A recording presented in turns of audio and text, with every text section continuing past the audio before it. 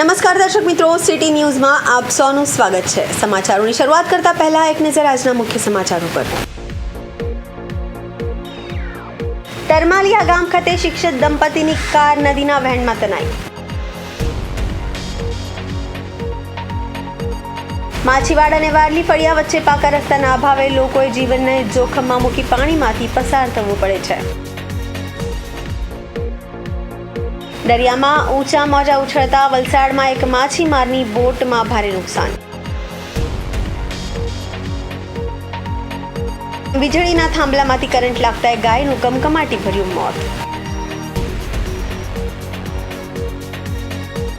હવે સમાચાર વિગતવાર જોઈએ। વલસાડ જિલ્લાના પાડી તાલુકાના તરમાલિયા ગામ ખાતે શિક્ષક દંપતીની કાર નદીના વહેણમાં તણાઈ। કારમાં સવાર પતિનો બચાવ થયો તો 8 વર્ષની બાળકી અને માતા કાર સાથે નદીમાં તણાઈ। મોડી રાત્રે સ્થાનિક તરવૈયાઓએ અને એનડીઆરએફની ટીમ દ્વારા શોધખોળ હાથ ધરાઈ। વલસાડ જિલ્લાના પારડી ખાતે રહેતા શિક્ષક દંપતી મહેશભાઈ પટેલ, તેમના પત્ની તનાશા પટેલ અને 8 વર્ષીય બાળકી યશવી સાથે ડુમલાવ ખાતે તેમના સાસરે ગયા હતા।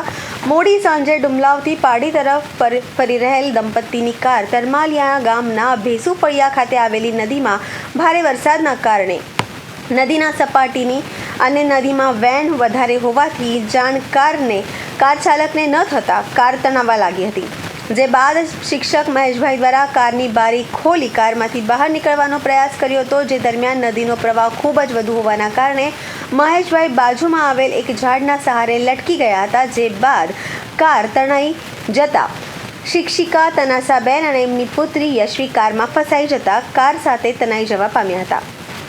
ઘટનાની જાણ સ્થાનિકોને થતાં તત્કાલિક ઘટના સ્થળ ઉપર આવી નદીમાં ફસાયેલ મહેશભાઈને બચાવી લેવાયા હતા, પરંતુ નદીમાં પાણીનો વેગ વધારે હોવાના કારણે કાર નદીના પટમાં તણાઈ જતા સ્થાનિકો દ્વારા સ્થાનિક તરવૈયાઓ માંગેલા લાઈવ સેફ ગ્રુપ તથા વહીવટી તંત્રને જાણ કરતા એનડીઆરએફની ટીમ ઘટના સ્થળે પહોંચી ગઈ હતી। ઘટનાની ગંભીરતા જોતા મામલતદાર સહિત ટીડીઓ પણ ઘટના સ્થળે પહોંચ્યા હતા। મોડી રાત સુધી શોધખોળ હાથ ધર્યા બાદ પણ દીકરી અને મા મળ્યા ન હતા। તરમાલિયા રોડ પર કોઝવે છે, ત્યાં આગળ પાણી ઓવરટપિંગ થતું હતું। ત્યાં એક સમાચાર મળ્યા હતા કે એક ગાડી ફસાઈ હતી અને ત્યાંથી પાણીનું વહેણ વધારે હોતા તણાઈ ગઈ હતી।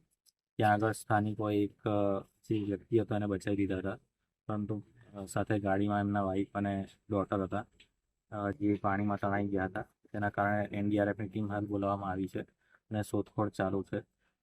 જ્યાં જ્યાં ઓવરટપિંગના અમને ન્યૂઝ મળતા હોય છે ત્યાં અમે પોલીસ ગોઠવી દીધેલી હતી, પણ આ જગ્યાએથી કોઈ ન્યૂઝ નહોતું, એને કારણે નહોતા ગોઠવી શકે। ગાડીમાં ખેંચાઈ ગયા। તમે ક્યાં ગયા હતા અને કોણ કોણ હતું જોડે? ડુમલાવ ગયા હતા સાસરે। ગાડીમાં મિસિસ હતા અને છોકરી હતી। પછી શું ઘટના?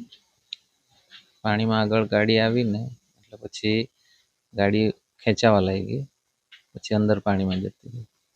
અને ગાડી અટકાવવા માટે પેલી કાચ ખોલી અને ડાળી પકડી એટલે ગાડી અટકી ગઈ હતી।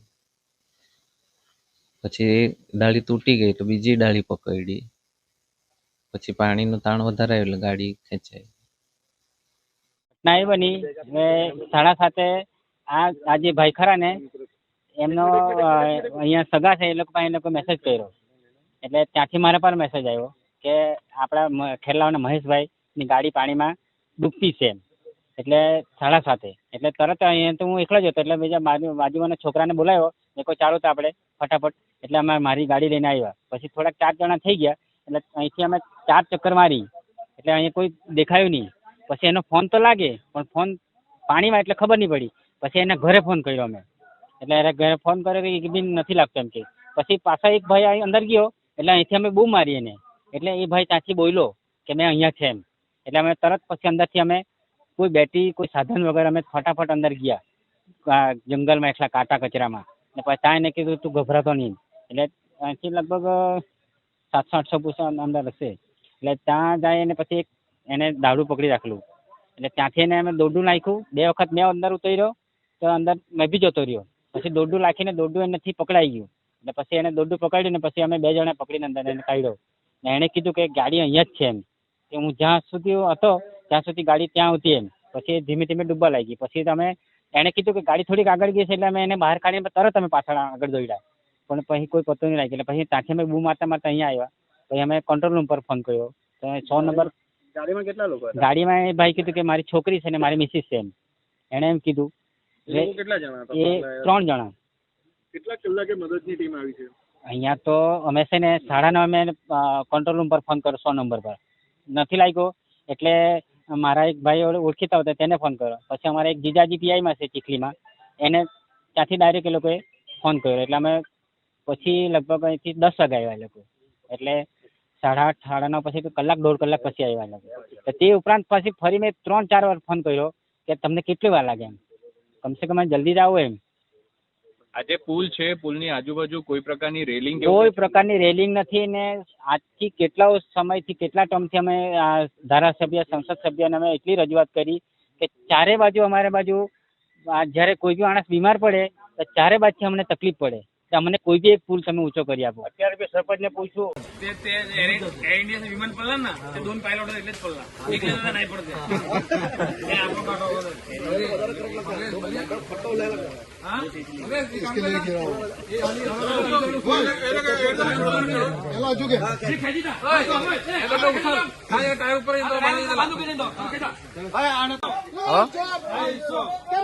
બંને કોડી અંદર છે, ગાડી કાઢતા છે.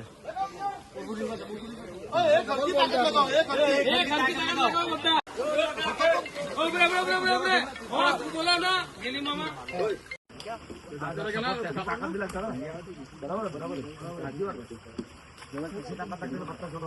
नहीं थोड़ा के ना जीरी घुसी है ना पानी है ना पानी पानी निकल तो एक बार ताकत कर दो.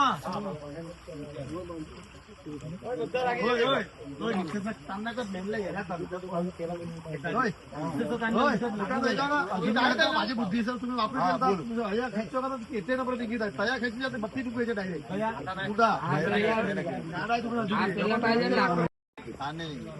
खुल जाओगे.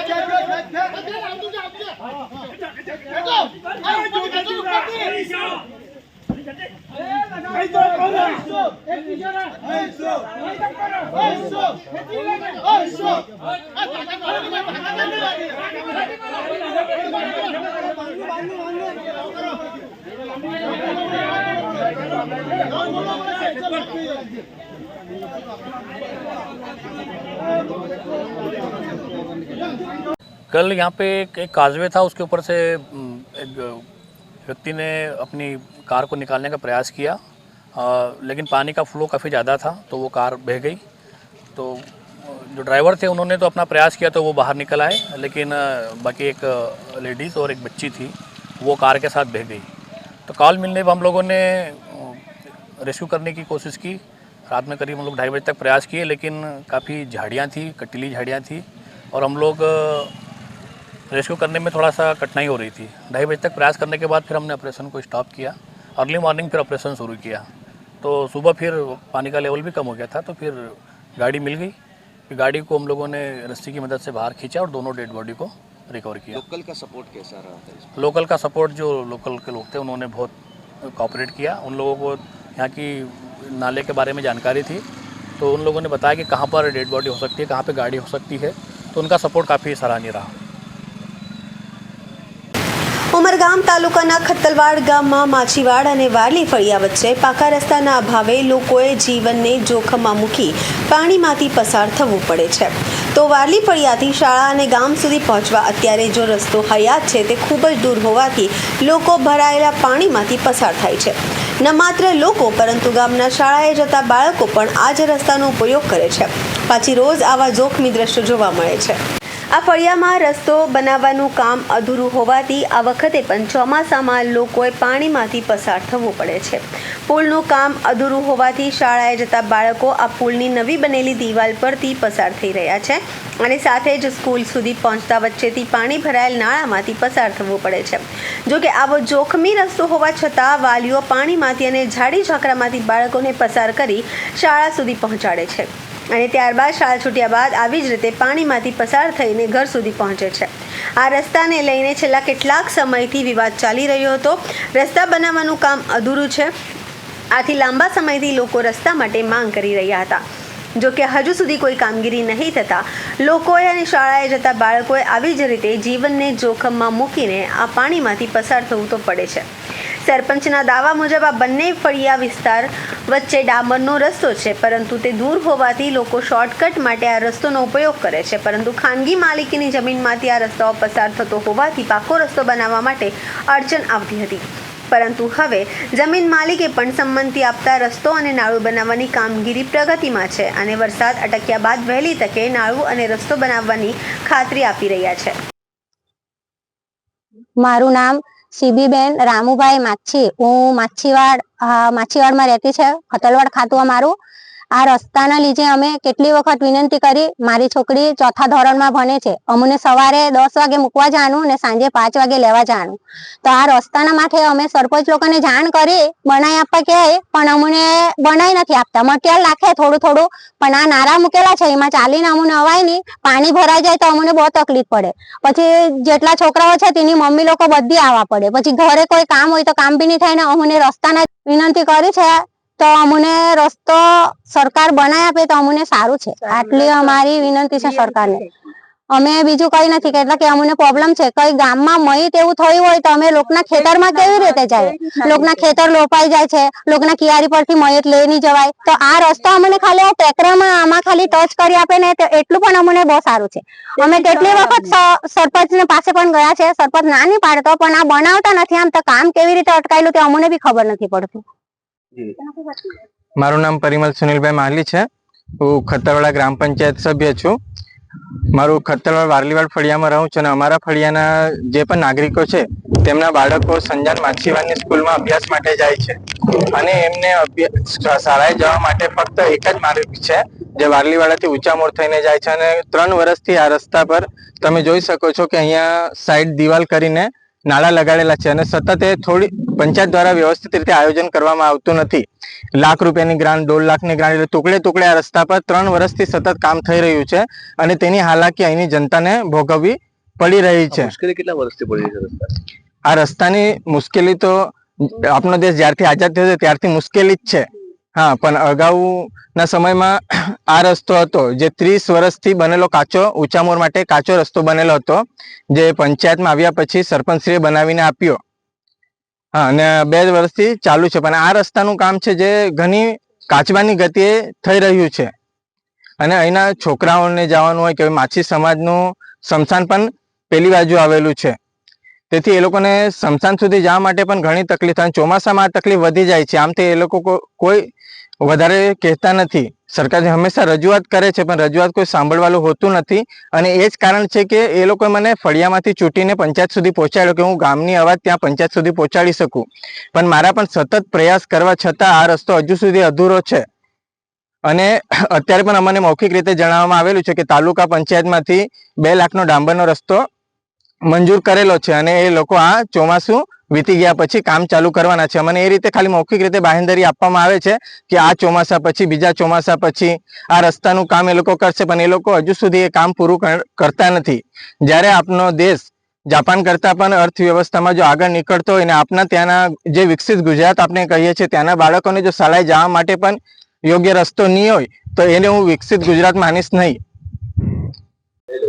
લોકો જો આક્ષેપો કરી રહ્યા છે કે રસ્તો અધૂરો છે, કામ પૂરું થયું નથી, બાળકોને સ્કૂલમાંથી આવવા જવા માટે ઘણી મુશ્કેલી પડી રહી છે, એ રસ્તા બાબતે શું કહેશો? મારું નામ સુરેન્દ્ર ટંડેલ, ખતલવાડા સરપંચ છું. જે આ રસ્તાના જે વિવાદમાં જે ચર્ચા ચાલી રહી છે એના માટે હું એ જ કહીશ કે વારલેવાડથી જે માછીવાડ જતા રસ્તા માટે ઓલરેડી ડામરનો રસ્તો અવેલેબલ છે, પરંતુ એ થોડો લાંબો પડવાથી એ એક શોર્ટકટ રસ્તો છે. એ શોર્ટકટ રસ્તા માટે અમે સરપંચ તરીકે જે સમયે આવેલા હતા તે સમયે લોકોના સાથે ચર્ચા કરેલી હતી, પણ આ જમીન બધી પ્રાઇવેટ હતી. પ્રાઇવેટ જમીન હોવા છતાં અમે લોકોને, અમારા સમાજના લોકો હતા, તો ચર્ચા કરીને અમે બધા સાથે વાત કરીને એ રસ્તા માટે પહેલ કરેલી હતી. ને એ પહેલ કરવા માટે અમે જે નારાના કામ લીધેલા હતા તે સમયની અંદર, નારાના કામ પૂર્ણ કરીને માટી પૂરાનું પણ કામ લીધેલું હતું. ને વારલીવાડ માટે અમે ઘણા વિકાસના કામ કરેલા છે કે જે તે સમયે આ રસ્તો પણ હાલમાં ન હતો, તે પણ અમે ડામરનો રસ્તો મંજૂર કરાવીને કરેલો છે.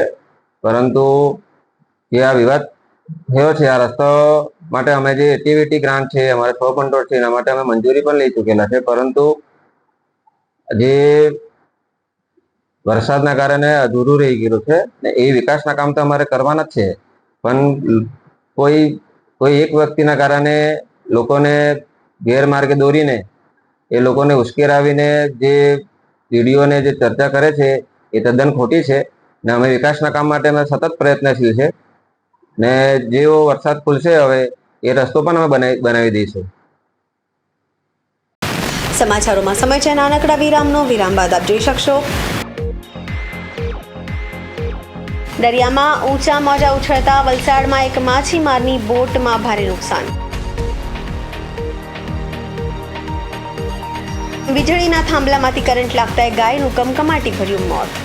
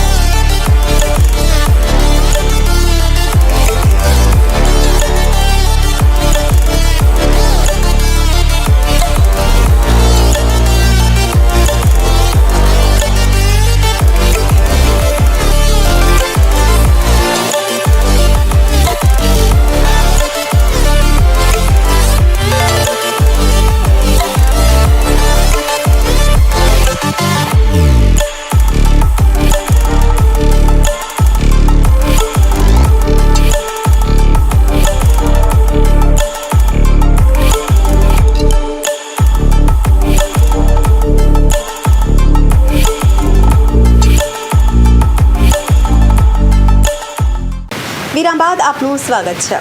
વલસાડ જિલ્લાનો દરિયો બન્યો તોફાની. દરિયાના મોજામાં કરંટના કારણે મોજા ઉછળતા વલસાડના એક માછીમારની બોટ ભારે નુકસાન. બોટ પ્રોટેક્શન વોલ સાથે અથડાતા બોટમાં ભારે નુકસાન થયું. વલસાડ જિલ્લામાં છેલ્લા 2 દિવસથી દરિયા તોફાની બન્યો છે, જેને લઈ વલસાડના મોજામાં કરંટ જોવા મળી રહ્યો છે. ત્યારે દરિયો તોફાની બનતા ઊંચા મોજા ઉછળી રહ્યા છે. ત્યારે ભદેલી જગાલાલા હિંગરાજ ગામ ખાતે દરિયામાં લગારેલી ભૂપેન્દ્રભાઈ ટંડેલની બોટ ઊંચા મોજાના કારણે પ્રોટેક્શન વોલ સાથે અથડાતા બોટમાં ભારે નુકસાન થવા પામ્યું છે. ભૂપેન્દ્રભાઈ ટંડેલની બોટ પ્રોટેક્શન વોલ સાથે અથડાતા તૂટી જવા પામી છે, જેને લઈ બોટમાં મોટું નુકસાન થયું છે. બોટ દરિયામાં હોવાના કારણે બોટમાં મૂકવામાં આવેલ માલ સામાનને પણ ઘણું બધું નુકસાન થયું છે.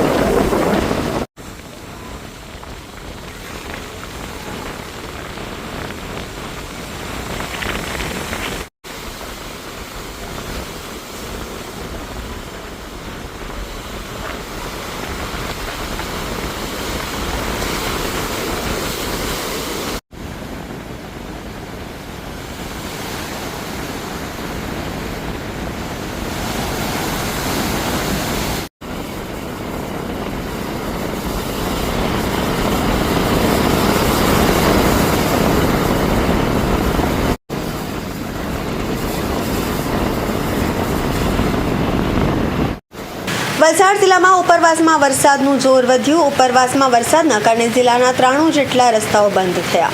ઉપરવાસમાં સતત વરસાદના કારણે જિલ્લાની નદીઓ બે કાંઠે વહી રહી છે. વલસાડ તાલુકાના 21 રસ્તા, ધરમપુર તાલુકાના 23, કપરાડા તાલુકાના 27, પારડી તાલુકાના 10, વાપીના 5 અને ઉમરગામ તાલુકાના 4 રસ્તાઓ બંધ કરવામાં આવ્યા છે. ઉપરવાસમાં ભારે વરસાદને લઈ માલવણ ગામમાં બેટમાં ફેરવાયું છે.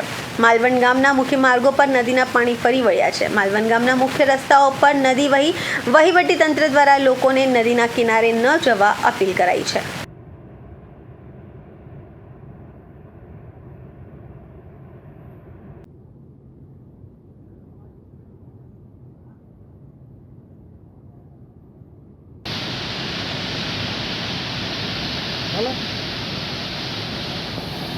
સમાચારોમાં સમય છે નાનકડા વિરામનો. વિરામ બાદ આપ જોઈ શકશો. વીજળીના થાંભલામાંથી કરંટ લાગતા ગાયનું કમકમાટી ભર્યું મોત.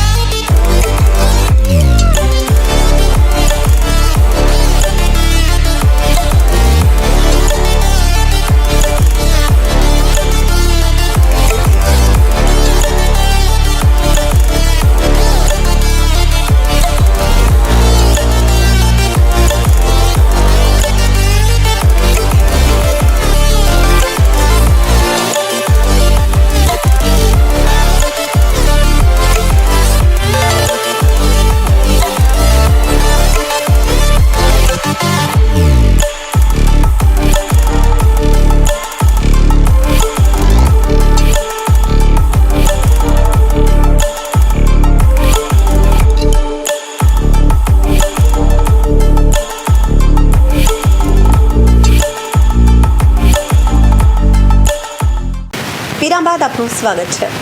વલસાડના ચિપવાડ વિસ્તારમાં મોડી સાંજે વીજળીના થાંભલાથી કરંટ લાગતા એક ગાયનું કમકમાટી ભર્યું મોત નીપજ્યું હતું. ગાયને કરંટ લાગવાની ઘટના નજીકમાં લગાવેલ સીસીટીવી કેમેરામાં કેદ થઈ ચૂકી છે.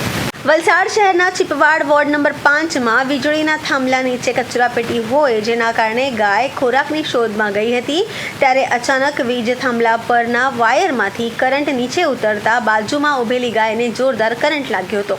ગાય કરંટ લાગતા ઘટના સ્થળે જ તેનું કમકમાટી ભર્યું મૃત નીપજ્યું હતું.